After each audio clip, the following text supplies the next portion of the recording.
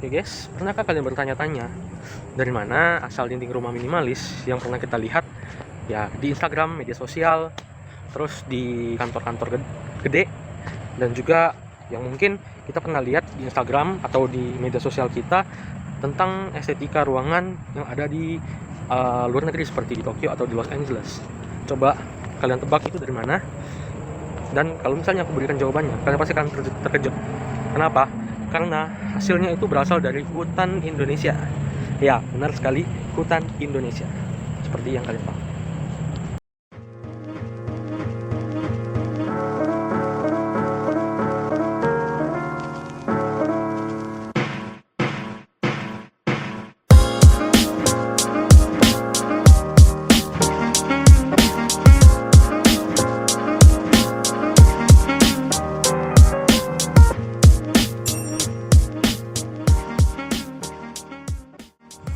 Halo semuanya, perkenalkan nama saya Sobat Grace Adi.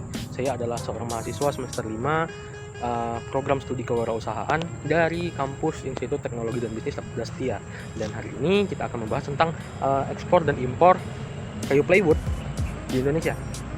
Oke, stay tune bersama saya terus di channel ini. Dan mari kita mulai. Oke, mungkin di mata orang awam, triplek hanyalah lembaran kayu tipis banget, soalnya sebenarnya ada banyak sih jenisnya.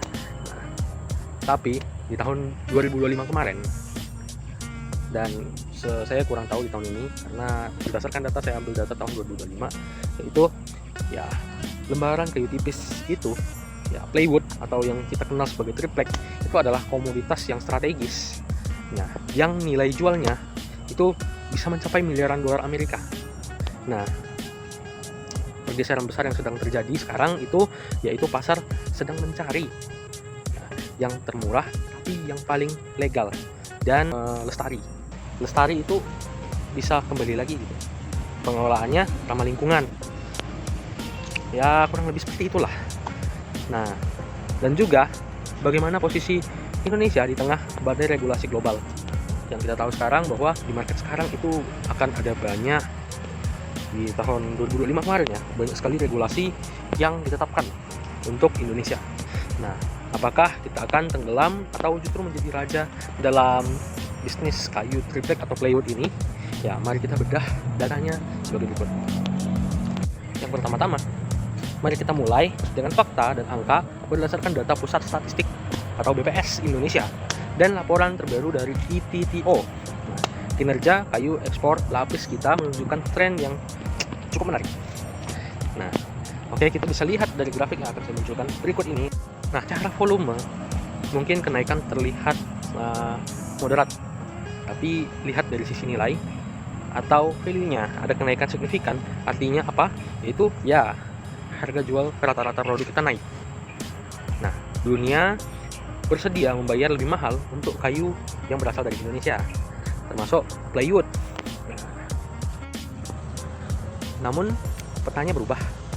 Yang dulu kiblat kita adalah Jepang dan Korea Selatan, tapi di tahun 2025 permintaan dari sana mulai stagnan karena faktor demografi dan melambatnya konstruksi perumahan di Asia Timur lebih tepatnya. Lantas kemana kayu kita pergi sekarang?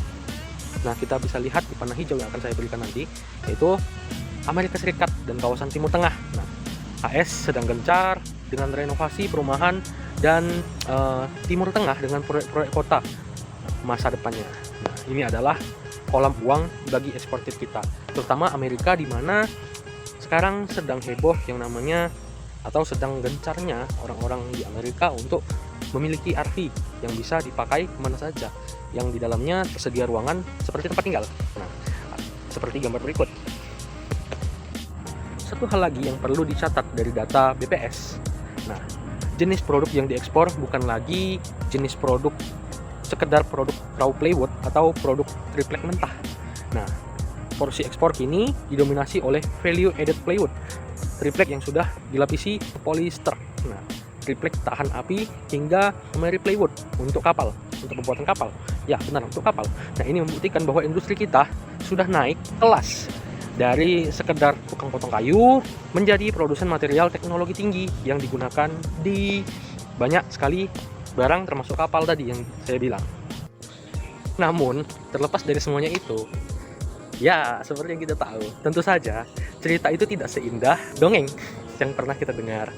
Ya, ada badai besar yang sedang kita hadapi saat ini. Nah, jika ada pemain baru di industri ini, Anda wajib tahu istilah dari EUDR. Apa itu EUDR? Mari kita cari tahu. EUDR itu apa? EUDR adalah European Union Deforestation Regulation, atau satu regulasi yang berasal dari negara bagian Eropa. Nah, seperti yang tadi saya sudah jelaskan, yaitu European Union Deforestation Regulation itu bilang seperti ini. Mereka, pihak Eropa, tidak mau membeli kayu kalau prosesnya itu merusak hutan. Terdengar mulia bukan? Tapi pelaksanaannya sangat mencekik. Nah, mulai tahun 2025, setiap lembar triplek yang masuk ke Eropa harus punya data geolokasi. Nah, yaitu koordinat GPS dari mana pohon itu ditebang harus jelas bagi korporasi, raksasa, atau perusahaan besar. Nah, ini mudah, tapi bagi pengumpul kayu, rakyat, atau UMKM, bagaimana? Ini mimpi buruk administratif, atau resiko kita kehilangan pasar. Di Eropa, sangat nyata jika pelacakan kita lemah.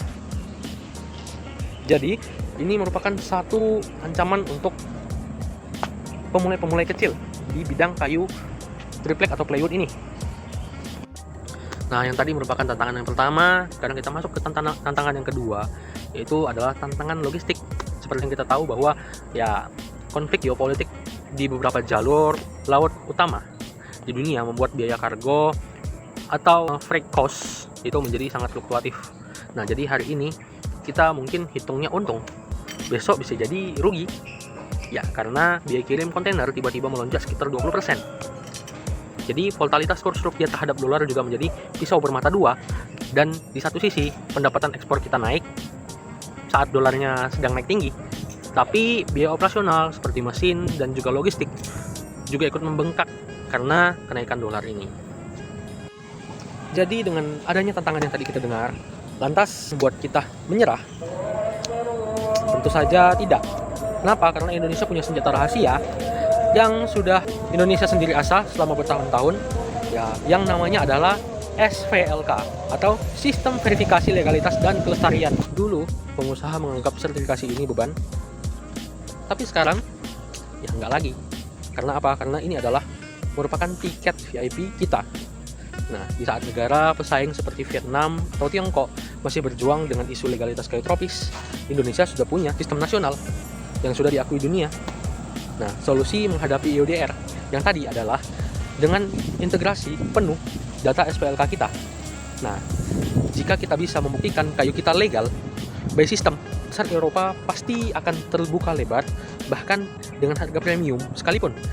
Kenapa? Karena kelangkaan supply dari negara lain yang langka. Jadi, ketika kita bisa membuktikan bahwa kayu yang kita produksi adalah legal secara sistem, otomatis pasar Eropa akan terbuka lebar untuk kita. Ini merupakan suatu peluang yang bagus untuk kita. Nah, selain peluang pertama tadi, peluang kedua kita itu ada di niche market. Nah, yaitu tren arsitektur dunia sedang kembali ke alam. Nah, seperti biopolic design, tiny house, glamping. Nah, mereka itu tidak butuh beton, tapi mereka itu butuh triplek berkualitas tinggi yang estetik. Nah, papan triplek dengan tes vanir, ya, kayu tropis seperti meranti memiliki serat yang tidak bisa ditiru oleh kayu pinus di Eropa. Jadi ini adalah keunggulan komparatif yang tidak dimiliki negara subtropis dimanapun. Jadi ini merupakan suatu peluang yang sangat bagus bagi Indonesia untuk memaksimalkan kayu yang ada di Indonesia. Tapi ingat, dengan sertifikasi yang tadi, yaitu tidak merusak hutan. Terlebih dari itu juga, kita jangan lupa tentang jaring pengaman kita, yaitu pasar domestik. Pembangunan ibu kota Nusantara atau IKN dan infrastruktur pendukung adalah penyerap raksasa bagi produk yang mungkin tak terserap pasar ekspor. Nah, jadi jika badai ekspor sedang kencang, pasar dalam negeri siap menampung. Nah, industri plywood Indonesia sedang bertransformasi. Nah, tantangan regulasi dan logistik memang berat, tetapi fondasi kita kuat seperti SPLK dan kekayaan alam yang tak tertandingi. Oke, demikian video tentang analisis ekspor impor untuk komunitas papan plywood atau triplek di Indonesia. Nah, saya Sobat Gres Adi mengucapkan terima kasih telah menyimak analisis mendalam ini. Nah, jika Anda merasa data ini bermanfaat,